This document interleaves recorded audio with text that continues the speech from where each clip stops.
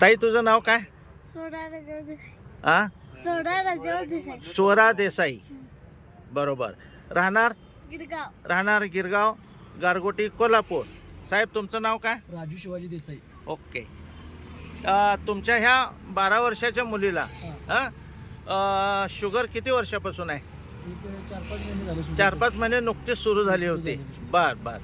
त्यावेळेला किती शुगर होती? 450 पावणे 500 शुगर. होय, जास्त होती की हो एवढ्या लहान मुलीला? बर बर बर. मग डॉक्टरांनी काय ट्रीटमेंट चालू केली? डॉक्टरांनी गेल्या वेळेला इन्सुलिन चालू केली. इन्शुलिन चालू केलं? 4 इन्सुलिन चालू केली. 4 वेळा इन्शुलिन चालू होतं. किती युनिट देत होता? 12, 10, 6.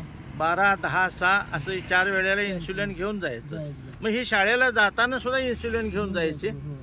अरे बापरे.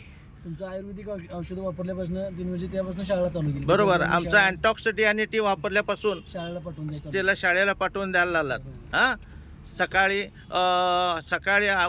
अनुषापोटी आणि एक अर्धा ग्लास कोमट पाण्यात. बरोबर, अर्धा ग्लास कोमट पाण्यात 5 ml टाकून तुम्ही देत होतात आणि जेवणापूर्वी 5 ml देत होतात. त्यामुळे हिची शुगर आता 2 महिन्यात किती आली?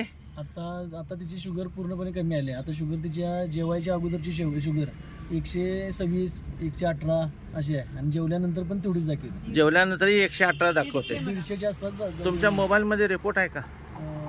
नाही आता रिपोर्ट. बरोबर. राहू दे, काय हरकत नाही. फाईल आहे माझ्याकडे. बरं. चांगली गोष्ट आहे. शुगर तुमची आता नॉर्मल होत आलेली आहे. अजूनही पुढे कंटिन्यू करा ही औषधं.